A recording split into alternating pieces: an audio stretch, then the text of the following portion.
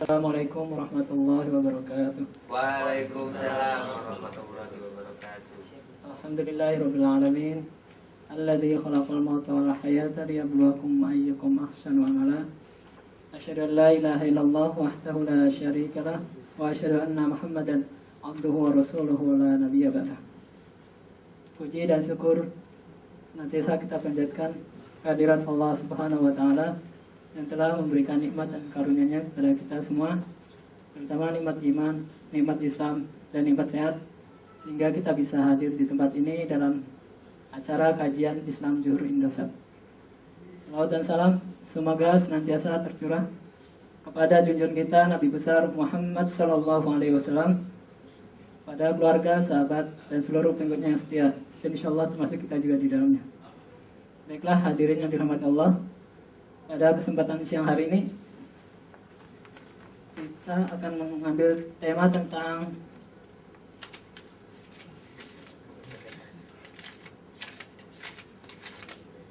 pahala yang mengalir, dan alhamdulillah sudah ada di samping saya Ustadz Ahmad Yani.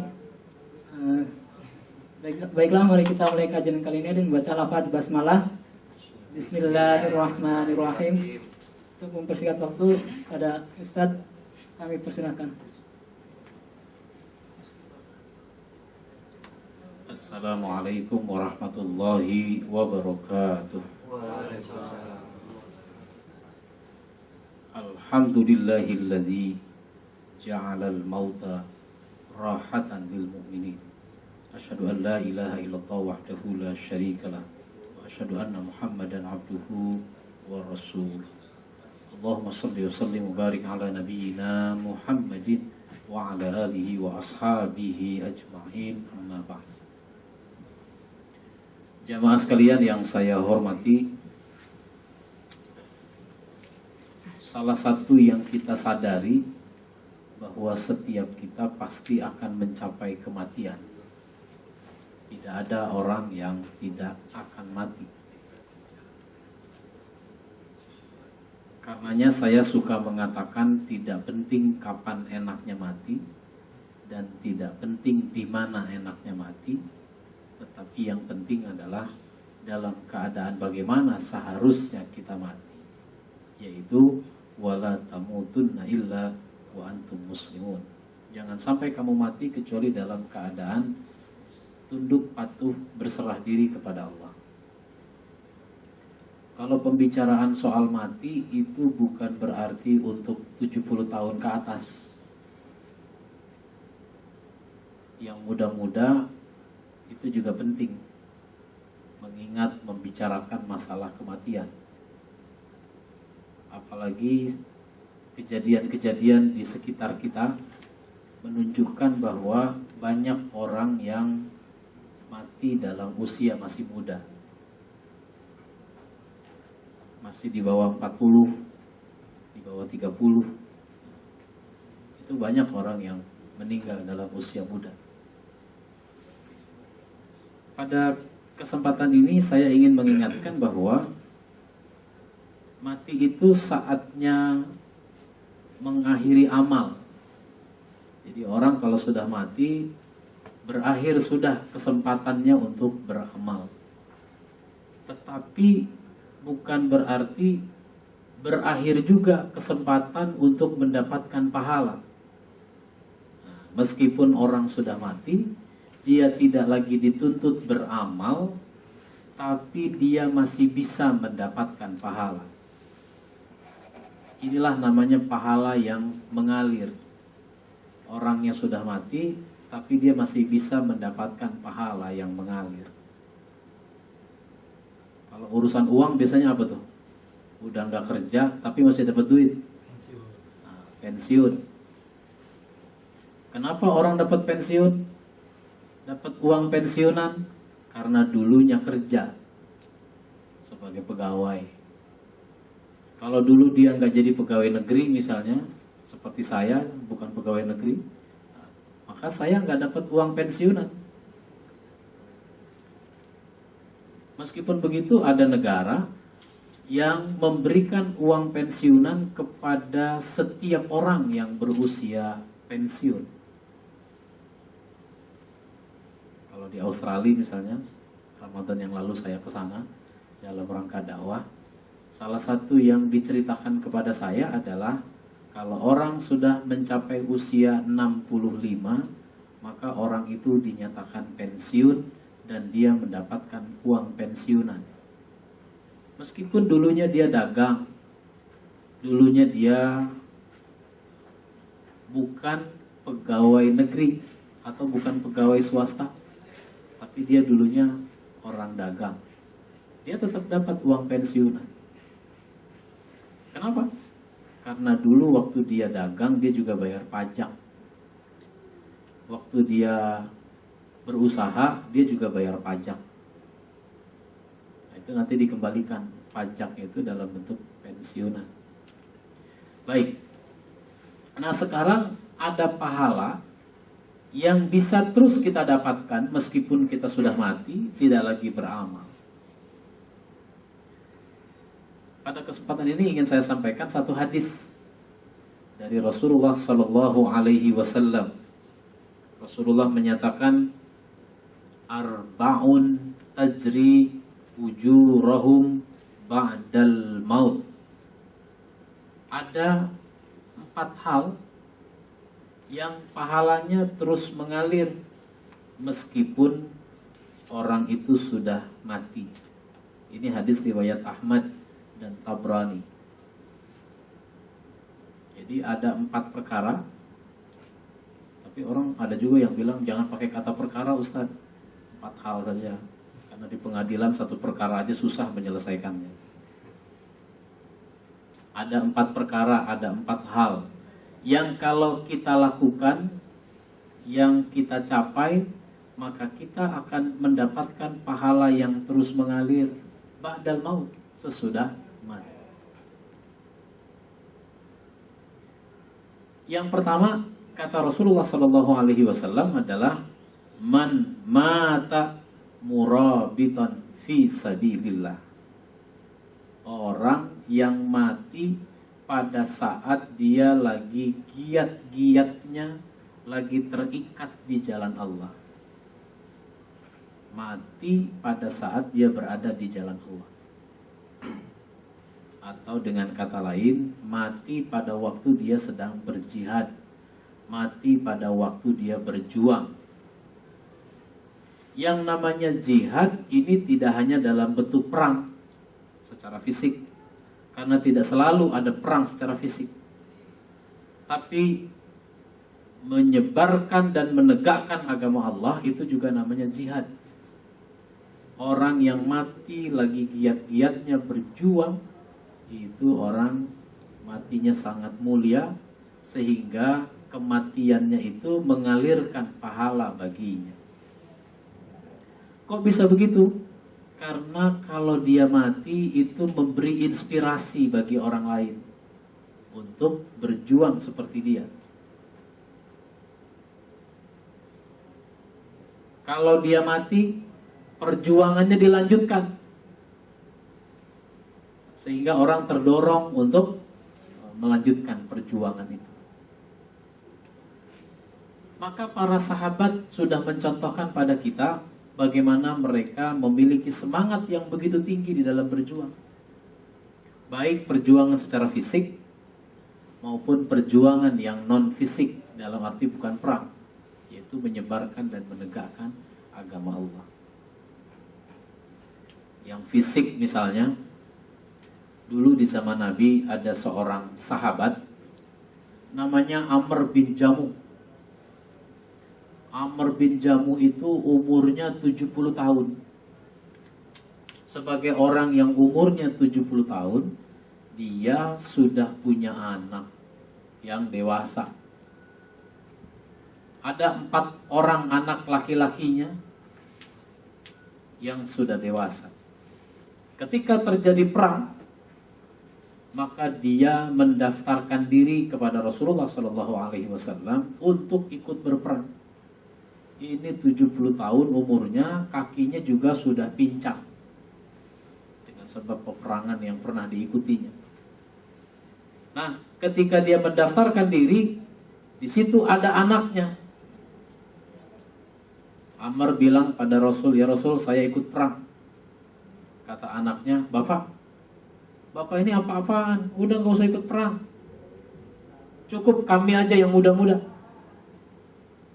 Kata Amr bin Jamuh, "Kalian mau ikut perang mau tidak itu urusan kalian.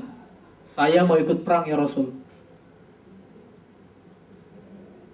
Lalu kata anaknya lagi, "Ya Rasul, tetapi ayah kami ini bukan hanya sudah tua, tapi kakinya udah pincang.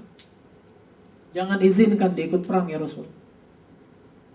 Lalu kata Amr bin Jamuh kepada Rasul, "Ya Rasul, justru dengan kakiku yang pincang ini aku ingin mendapatkan surga." Nah, ini satu contoh. Sampai akhirnya dia ikut perang dan meninggal di medan perang. Nah, itu. Mati lagi giat-giatnya berjuang di jalan Allah. Nah, banyak contoh-contoh soal ini. Nah, termasuk dalam rangka menyebarkan dan menegakkan agama Allah. Makanya para sahabat itu matinya tidak hanya di Mekah, tidak hanya di Madinah, tapi mati di tempat-tempat lain. Sampai ada yang mati di Cina, ada yang mati di tanah Eropa, di tanah Afrika. Itu semua dalam rangka menyebarkan dan menegakkan agama Allah. Maka orang yang sudah berniat ingin mati di jalan Allah, meskipun dia matinya di atas tempat tidur, dia tetap matinya namanya di jalan Allah. Makanya dulu ada seorang sahabat namanya Khalid bin Walid. Waktu menjadi kafir, dia menjadi panglima perang tentara kafir. Dia masuk Islam menjadi panglima perang tentara Islam. Dia hadapi teman-teman yang dulu itu. Ingin sekali dia mati di medan perang. Makanya dia begitu berani di medan perang, maju paling depan. Cuma karena dia berani maju paling depan, musuhnya yang jadi takut. Akhirnya banyak musuh-musuhnya yang tewas. Dan ternyata Khalid bin Walid sampai pada kematian, tetapi bukan di medan perang. Dia mati di atas tempat tidur. Ketika dia sudah merasa ini sudah mau mati, ya orang mau mati itu kan sudah ada firasatnya, sudah ada tanda-tanda. Mungkin dia sendiri sudah merasakan bahwa dia akan segera meninggal. Makanya kadang-kadang dia menyampaikan pesan-pesan khusus kepada orang yang masih hidup itu. Sebelum dia meninggal kadang-kadang ada kalimat-kalimat yang disampaikan kepada orang lain. Cuma sayangnya orang kalau sudah mati nggak bisa cerita lagi tentang firasat itu. Baru orang, oh rupanya kemarin dia ngomong begini karena tandanya bahwa dia akan mati. Baik. Maka Khalid bin Walid mati di atas tempat tidur. Sebelum dia mati, dia menangis, meneteskan air mata. Lalu ditanya oleh seorang sahabat, "Kenapa engkau menangis?" Kata dia, "Sebenarnya yang kuinginkan bukan mati di atas tempat tidur seperti ini, tapi yang kuinginkan adalah mati di medan perang." Maka kematian seperti itu tetap tergolong mati syahid, meskipun dia matinya di atas tempat tidur. Itu satu. Man mata murabitan fi sabilillah. Yang kedua, kata Rasulullah SAW, pahala yang terus mengalir sesudah orangnya meninggal itu adalah wa man 'allama ilman ajra lahu ilmu. Orang yang mengajarkan ilmu, mengalir pahala baginya dari ilmu yang diajarkan itu. Jadi kalau ingin dapat pahala yang terus mengalir, punya ilmu jangan disimpan. Punya ilmu harus diajarkan kepada orang lain. Sampaikan lagi ilmu kepada orang lain.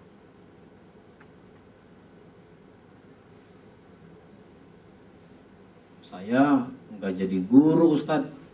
Bagaimana saya mau mengajarkan ilmu? Mengajarkan ilmu itu bukan hanya oleh guru di sekolah, kampus. Bukan hanya oleh seorang ustadz. Siapa saja yang punya ilmu, dia berhak untuk mengajarkan ilmunya itu kepada orang lain. Dan ilmu ini bukan hanya ilmu yang disebut ilmu keagamaan. Ilmu apa saja yang baik, yang bisa memberi manfaat. Itu ajarkan ilmu. Kalau ilmu kita ajarkan kepada orang lain, kita suka ajarkan ilmu kepada orang lain, maka nanti kita akan terus menambah ilmu itu. Karena kita merasa ilmu udah habis. Ini sudah saya ajarkan, ini sudah saya sampaikan, ini sudah saya sampaikan. Terus begitu. Rasanya habis, sementara kita masih harus menyampaikan. Sehingga kita akan menambahnya lagi. Rasulullah Shallallahu Alaihi Wasallam dalam satu masjid, beliau menyampaikan ceramah di Masjid Mina. Beliau katakan kepada para sahabat yang hadir, yang hadir ini sampaikan pada yang tidak hadir, yang hadir sampaikan pada yang tidak hadir. Itu namanya mengajarkan ilmu, menyebarkan ilmu. Makanya ada cucu Nabi namanya Hasan. Itu Hasan ikut sholat Jumat. Umurnya baru kira-kira 6 atau 7 tahun. Ikut sholat Jumat. Duduk di deretan depan. Masih saf-saf depan begitu. Dia duduknya sejajar dengan mimbar. Dia perhatikan Rasulullah berkhutbah. Sehingga dia bukan hanya mendengar dengan baik, tapi juga dia memahami apa yang didengarnya itu. Selesai sholat Jumat, si Hasan pulang duluan. Sampai di rumah dia bercerita kepada ibunya. Siapa ibunya? Ibunya siapa? Ibunya Hasan siapa? Fatimah. Ibunya Fatimah. Umi, tadi kakek, yakni Rasulullah maksudnya, berkhutbah, isinya begini, begini, begini, begini. Diceritakan isi khutbah yang disampaikan oleh Rasul itu. Sehingga Fatimah paham isi khutbah Rasul, meskipun Fatimah tidak ikut sholat Jumat. Gak lama kemudian pulang bapaknya Hasan. Siapa itu? Ali bin Abi Thalib. Sampai di rumah, Ali juga duduk dan bercerita kepada istrinya. Tadi Rasulullah berkhutbah, isinya begini, begini. Baru ngomong sebentar, itu sudah dipotong oleh Fatimah. Kalau itu isi khutbah Nabi, saya juga sudah paham. Begini, begini, begini. Dari mana kamu tahu? Kan kamu tidak ikut Jumatan. Tadi Hasan pulang duluan, dia bercerita, katanya Rasulullah berkhutbah, isinya ini diuraikan. Apa betul begitu? Iya. Nah, ini luar biasa. Pernah nggak kita kalau hari Jumat, habis Jumatan, pulangnya nanti sore, malam, itu cerita kepada udah punya istri, kepada istri, kepada anak, kepada teman, dan sebagainya. Pernah nggak cerita begitu? Apa yang gue mau ceritain? Orang gue ngantuk tadi, khutbah sedang berlangsung. Atau nggak ngantuk, apa yang mau diceritain? Susah nyimpulin yang si Ustadz ceramah itu. Khutbah itu susah disimpulkan. Kan ada kan? Isi khutbah susah disimpulkan. kita nggak punya kesimpulan. Itu namanya yang hadir menyampaikan pada yang tidak hadir. Jadi ilmu itu disampaikan. Bagus juga tuh. Kita ini kan punya Facebook, punya Twitter, punya BBM. Nah, itu menyampaikan lagi. Tadi pengajian Ustadz menyampaikan ini, tulis status. Mudah-mudahan orang bisa mendapatkan intisari dari apa yang kita dapat, termasuk pada hari ini dan pengajian-pengajian kita yang lain. Ini namanya ajarkan ilmu, sebarluaskan ilmu. Yang ketiga, pahala yang terus mengalir itu adalah waman tasaddaqa bi shadaqatin fa ajruha lahu ma wujida. Sedekah mengalir pahala baginya dimanapun sedekah itu diletakkan. Maksudnya sedekah jariyah. Shadaqatun jariyah. Sedekah yang pahalanya terus mengalir.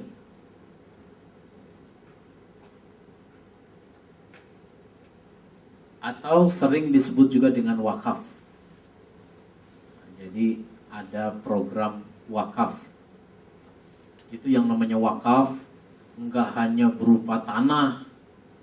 Seringkali kalau sudah disebut wakaf itu gambarannya tanah. Saya enggak punya tanah, bagaimana mau wakaf? Wakaf itu bisa apa saja yang harta itu lama, bisa lama. Kalau kue mah nggak bisa diwakafin. Ada tamu datang ke rumah, disuguhi kue, nih saya wakafkan kue buat kamu.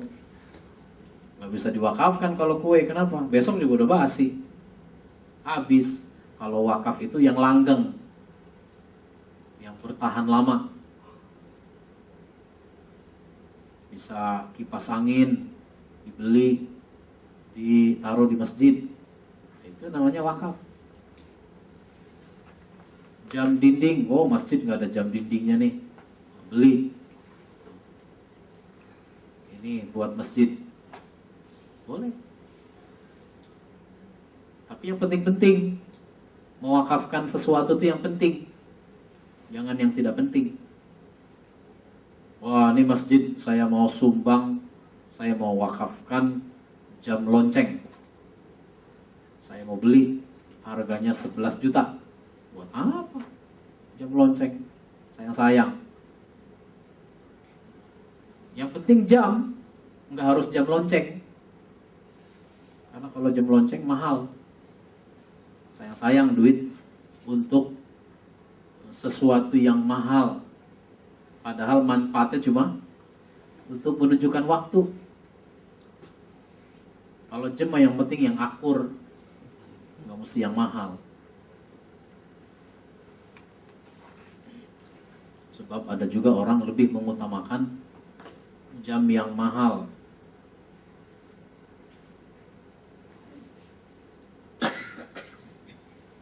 Jadi wakaf. Ini ada hadis yang berkaitan dengan wakaf, ingin saya sampaikan. Kata Rasulullah sallallahu alaihi wasallam,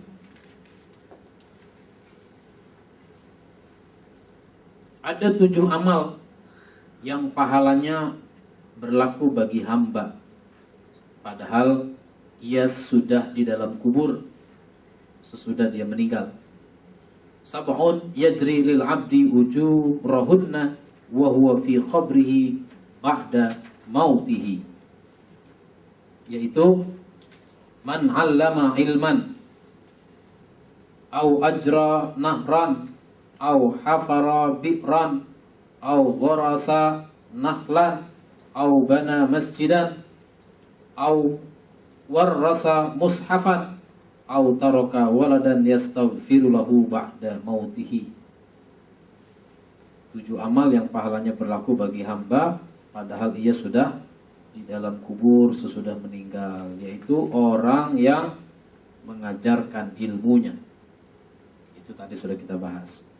Orang yang mengalirkan sungai, wakaf berupa sungai.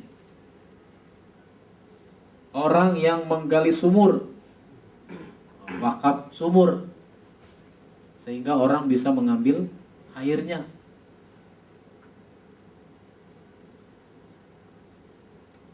Orang yang menanam pohon kurma, pohon apa saja maksudnya, ini contohnya pohon kurma, pohon berbuah. Orang yang membangun masjid, nah, wakaf masjid. Orang yang mewariskan mushaf Al-Quran, wakaf Al-Quran. Sekarang ini banyak lembaga-lembaga yang memprogramkan wakaf Al-Quran. Apalagi di kampung-kampung, masjid banyak yang tidak punya Al-Quran yang baik. Nah, beli Quran, wakafkan di masjid di kampung-kampung. Kalau ke masjid kampung-kampung itu kadang ada Quran udah nggak ada covernya, nggak ada sampulnya sudah. Terus udah robek, bagian-bagian halamannya ada yang robek. Dipegangnya juga sudah nggak enak karena berdebu. Quran model begitu udah waktunya dibakar, ganti dengan Quran yang baru. Pengalaman saja, saya pernah ceramah di satu daerah di Kabupaten Mukomuko, Bengkulu, di Masjid Perkebunan Kelapa Sawit. Ceramahnya habis maghrib. Selesai sholat maghrib, ba'diyah, itu jamaah duduk melingkar. Ketika mereka sudah duduk melingkar, satu demi satu mereka menyalakan rokok. Di dalam masjid mereka merokok. Kemudian dibagikan asbak. Asbaknya dari keramik, warnanya putih, bagus. Sehingga ini ruangan masjid penuh dengan asap rokok, kayak orang nabun. Ketika saya mulai ceramah, saya bilang, Pak, ada yang mau saya minta. Kira-kira bisa dipenuhi apa enggak? Minta apa? Yang saya minta bukan air minum. Yang saya minta bukan kue. Yang saya minta adalah matikan rokok sekarang. Mau enggak? Enggak ada yang jawab. Mau enggak? Ibu-ibu setuju enggak, Bu? Kalau bapak-bapak yang merokok ini mematikan rokoknya, setuju nggak, Bu? Setuju katanya. Ya. Bapak mau, Pak, matikan rokok sekarang? Mau. Ya sudah, matikan rokok. Ini masjid, Pak, yang harus selalu dijaga kebersihannya. Bukan cuma kebersihan lantai, karpet, tapi juga udara di masjid ini. Maka kalau mau merokok, itu jangan di dalam masjid, di luar masjid. Ini bagaimana masjid asbaknya lebih banyak daripada Quran. Asbak satu-satu, Quran nggak ada. Ada lusuh, udah nggak ada covernya itu tadi. Nah, itu satu contoh. Jadi wakaf berupa mushaf Al-Quran itu bagus. Kalau orang Islam di Indonesia ada 200 juta, ada nggak ya? Nah, ada kali 200 juta. Dari yang anak-anak sampai orang tua. Itu Quran ada nggak ya? 200 juta. Nah ini, penerbit-penerbit itu sekarang bikin Quran, boleh ditanya, sudah berapa banyak Quran yang mereka cetak? Berapa ribu? Berapa ratus ribu? Belum ada mungkin penerbit yang nyetak Quran 1 juta. menjual 1 juta? Belum mungkin. Nah ini, Quran tuh diwakafkan, bagus. Ini kadang-kadang ada orang pergi haji, pergi umroh, beli Quran di Mekah, lalu diwakafkan di Masjidil Haram. Katanya pahalanya besar. Saya pikir Masjidil Haram sih udah nggak perlu diwakafin Quran. Kenapa? Raja Saudi sudah nyetak Quran begitu banyak, dibagi-bagikan situ. Yang di kampung-kampung itu yang tidak ada Qurannya, itu wakaf. Jadi ada masjid, mushaf, dan meninggalkan anak yang soleh. Kemudian yang keempat adalah warajulun taraka waladan salihan yad'ulah. Orang yang meninggalkan anak yang soleh yang suka mendoakan orang tuanya itu. Ini akan terus mengalir pahala orang tua meninggalkan anak yang soleh. Muncul sebuah pertanyaan, Ustadz, kalau saya dalam perkawinan tidak menghasilkan anak, udah 10 tahun berumah tangga gak punya anak, 15 tahun gak punya anak, 20 tahun gak punya anak, kayaknya udah gak bakalan punya anak. Ini gak dapet dong nih dari hadis ini, anak yang soleh yang ditinggalkan. Saya bilang ini anak bukan hanya anak biologis. Anak siapa saja kalau kita didik dengan baik, dia menjadi soleh, kita berkontribusi sampai anak itu menjadi soleh, kita pun akan mendapatkan nilai pahalanya dari kesalehannya. Ini kan berarti peluang untuk mendapatkan pahala dari anak yang soleh dengan cara ini banyak sekali. Kenapa? Begitu banyak anak-anak. Orang sekarang sebanyak-banyaknya punya anak berapa? Orang berumah tangga punya anak 1, punya anak 2, 3, udah rasanya banyak banget. Saya punya anak 6. Ada orang punya anak 8, 10. Anak orang sekarang sih nggak mau punya anak banyak-banyak.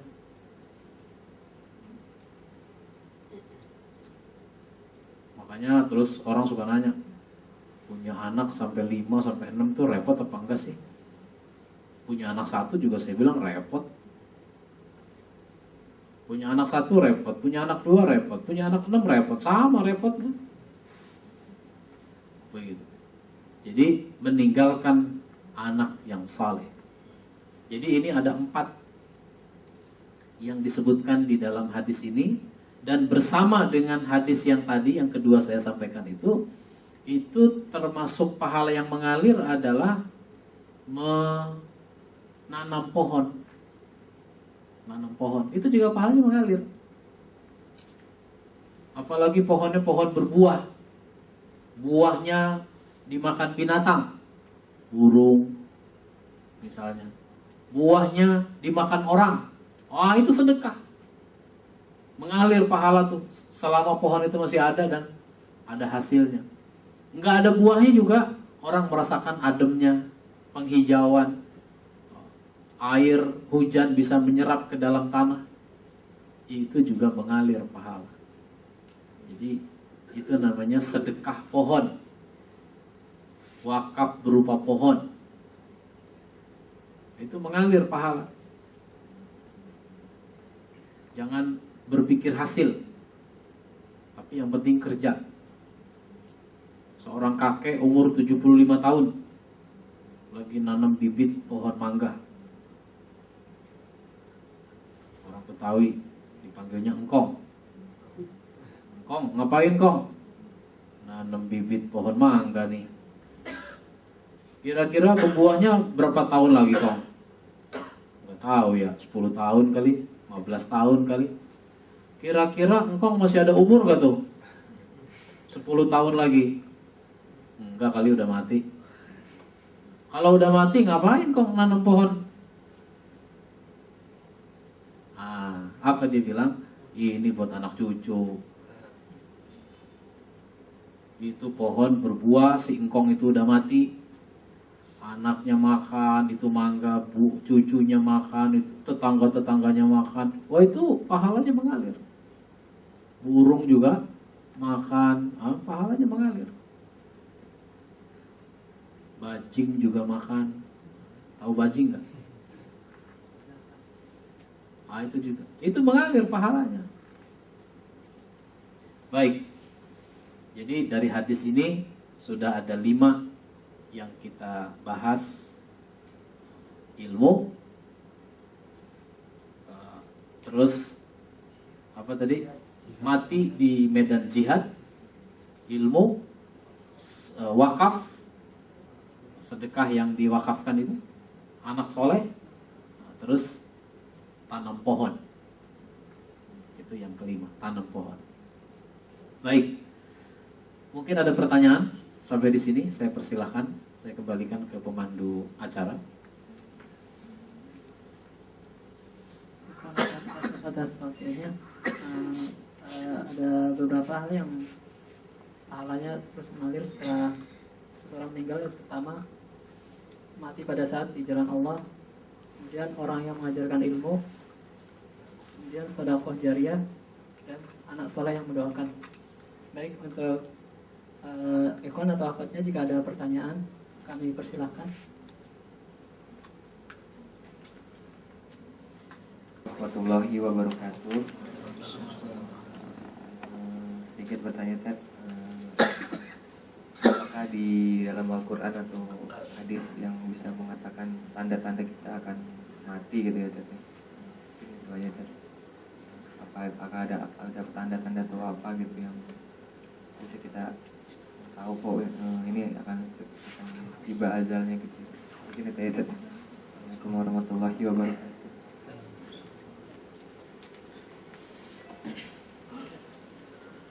Baik, saya belum pernah tuh baca hadis atau apalagi ayat tentang tanda-tanda orang mau mati itu. Yang ada tanda-tanda kiamat. Tapi tanda-tanda mati sih tidak ada. Tapi kalau saat-saat menjelang kematian, yaitu ada menjelang kematian. Misalnya orang itu ketika mau mati, dia itu matanya menatap ke atas, karena ruh itu ketika dicabut itu dari ujung kaki. Dicabutnya ruh itu dari ujung kaki. Jadi ketika orang yang tadinya tubuhnya hangat, tiba-tiba kakinya dingin, ujung kakinya dingin, betisnya dingin, nah ini udah deket nih. Sampai kemudian keluar itu ruh dari kepala, matanya ngikutin gitu. Makanya orang ketika mati itu ketika dia keluar, set, nah matanya begitu. Pada saat itulah dia mati dan segera mukanya diusap biar supaya matanya ketutup. Sebab kalau enggak segera ditutup, diusap, itu nanti matanya terus mendelik ke atas. Nanti jadi kaku dia kan. Jadi mumpung baru mati langsung. Begitu. Yang jelas dalam Al-Quran itu disebut dengan kata ajal. Yang namanya ajal itu limit akhir,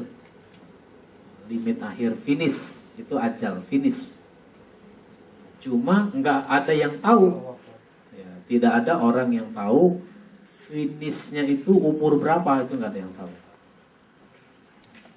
Karena nggak ada yang tahu, jadi nggak penting mikirin kapan itu. Yang penting selalu standby menghadapi kematian. Kira-kira begitu ya. Baik, yang berikut.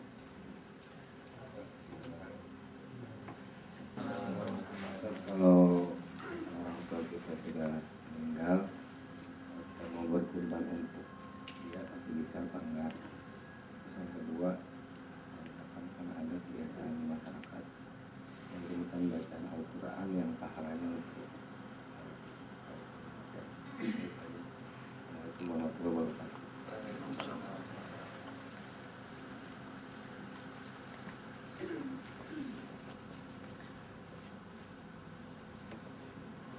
memang ada perbedaan pendapat soal ini.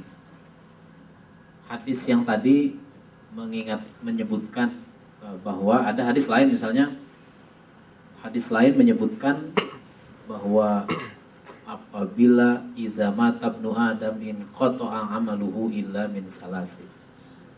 Apabila mati manusia putus semua illa min salasin, kecuali 3 saja.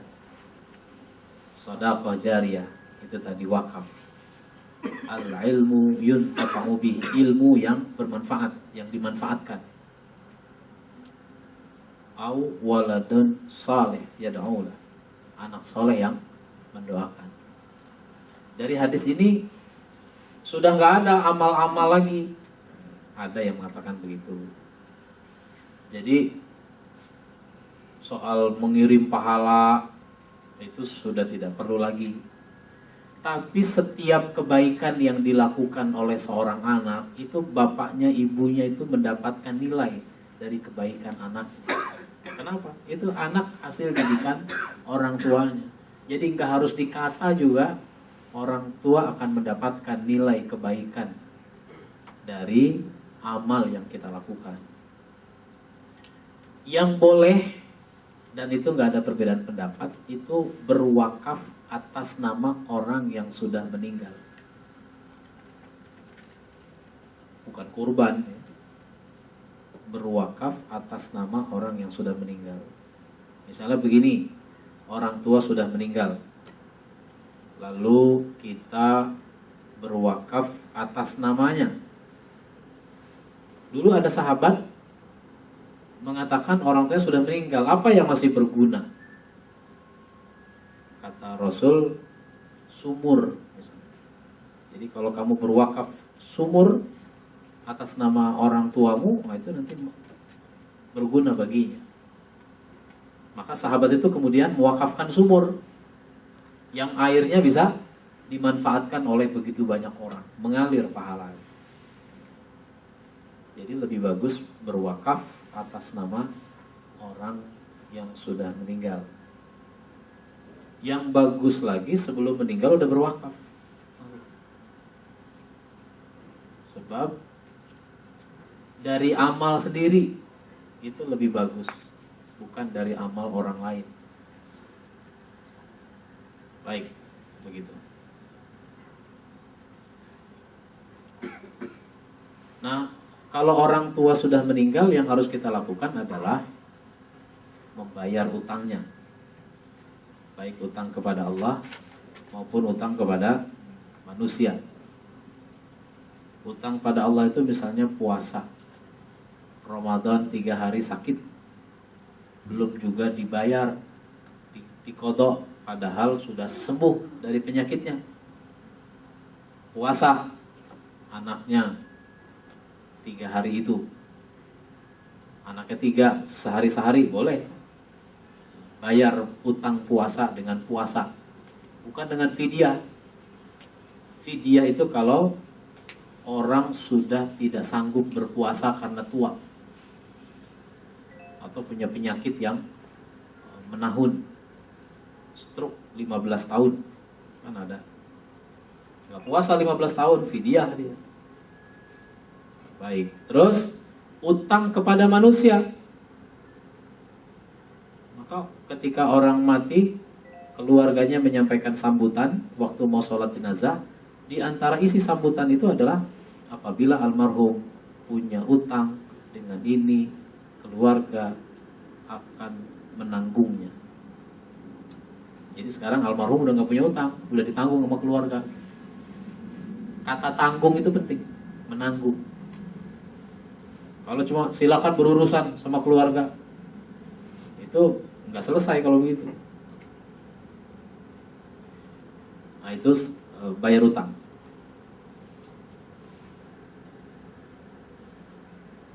Apalagi kalau orang tua sudah meninggal, doakan, mendoakan. Lalu kalau orang tua sudah meninggal, kita tadi boleh berwakaf atas namanya.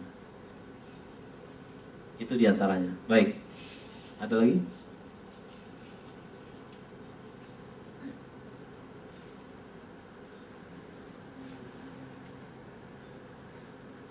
yang mengenai membayar utang misalnya dari orang tua, misalnya yang utang dari sakit nggak sholat itu, Oh, terus itu dibayar dari anaknya. ya.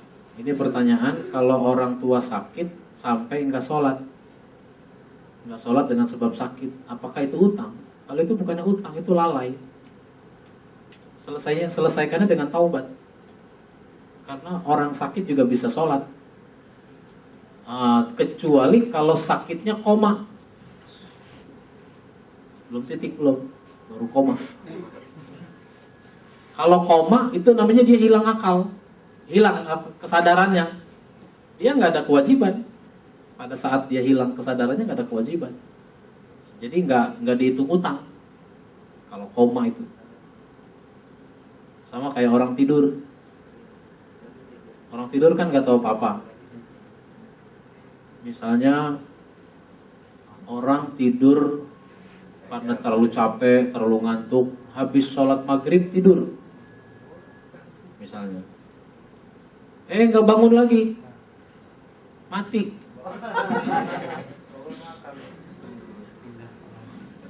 Ketika subuh dibangunkan, misalnya, ternyata udah nggak bergerak lagi, dia belum sholat isya. Nah, itu nggak apa-apa, itu sih namanya orang tidur. Jangan-jangan matinya habis maghrib tuh. Begitu. Tapi kalau bangun, dia harus sholat pada waktu dia bangun. Misalnya bangun-bangun subuh, sholat subuh, habis sholat subuh sholat isya. Karena sholat isya tadi belum. Atau boleh juga sholat isya dulu baru sholat subuh. Tapi karena sholat subuhnya di masjid berjamaah, ya berarti sholat subuh dulu, habis sholat subuh baru sholat isya. Begitu. Tapi kalau orang sakit masih sadar nggak sholat, itu lalai, dia berdosa, nggak dihitung utang. Kalau sholat tuh nggak dihitung utang. Disitulah pentingnya kalau orang sakit itu ditemani. Nah, yang menemani ini jangan cuma ngingetin minum obat, tapi ngingetin juga soal sholat. Sebab orang sakit karena dia minum obat, kadang dia jadi ngantuk, tidur bangun itu nggak teratur.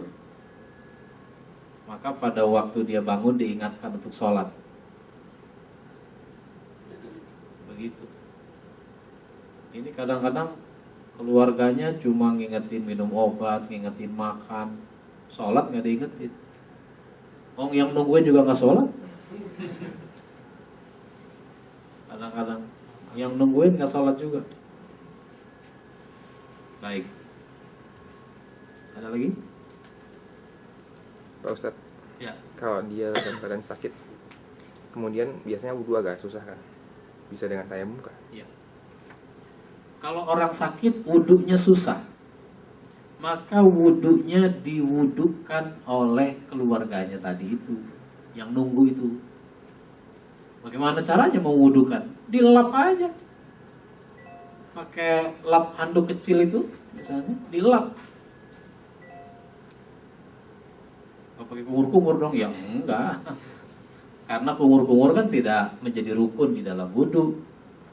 Muka, tangan, menyapu kepala, kaki, itu yang pokok 4.